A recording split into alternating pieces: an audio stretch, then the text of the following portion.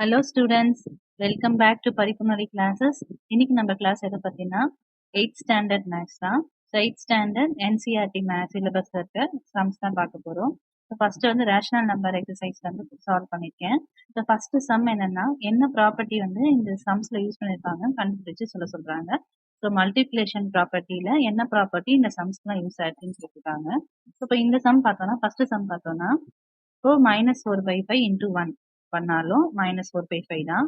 1 into -4/5 பண்ணாலும் -4/5. First இந்த 1ன்றது என்னது, நம்ம 1ஆல பண்ணும்போது நம்மளுக்கு ஆன்சர் எந்த டென்டென்சி நம்ம அப்படியே வருது. ஸோ அந்த ஐடென்டிட்டின்னு சொல்லுவோம். இது மல்டிப்ளிகேஷன்ல யூஸ் பண்றதுனால மல்டிப்ளிகேஷன் ஐடென்டிட்டி தான் யூஸ் பண்ணும். மல்டிப்ளிகேஷன் ஐடென்டிட்டி தான் இங்கே யூஸ் பண்ணிருக்காங்க. ஸோ அவ்வளவுதான்.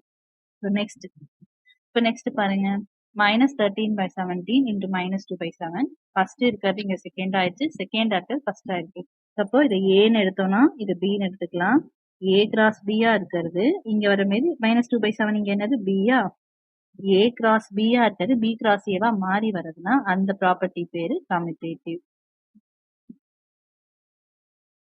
அதாவது ஏ கிராஸ் பி அப்படியே ரெசிப்ரோக்கல் பண்ணாலும் சேம் ஆன்சர், அதாவது ஏ கிராஸ் பி பொசிஷனை இன்டர்சேஞ்ச் பண்ணி மல்டிப்ளிகேஷன் பண்ணாலும் சேம் ஆன்சர் வந்துச்சுன்னா அந்த ப்ராப்பர்ட்டி பேரு கம்யூட்டேட்டிவ்.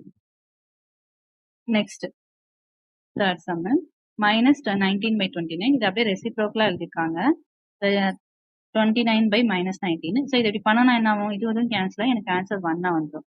அப்ப ஆன்சர் எனக்கு 1 வருது. 1 வந்தாலே அது வந்து என்ன 1ன்றது மல்டிப்ளிகேஷன் ஐடென்டிட்டி.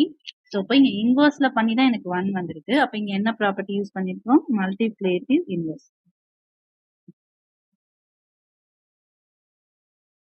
இந்த சம் புரிஞ்சிருக்கும்னு நினைக்கிறேன்.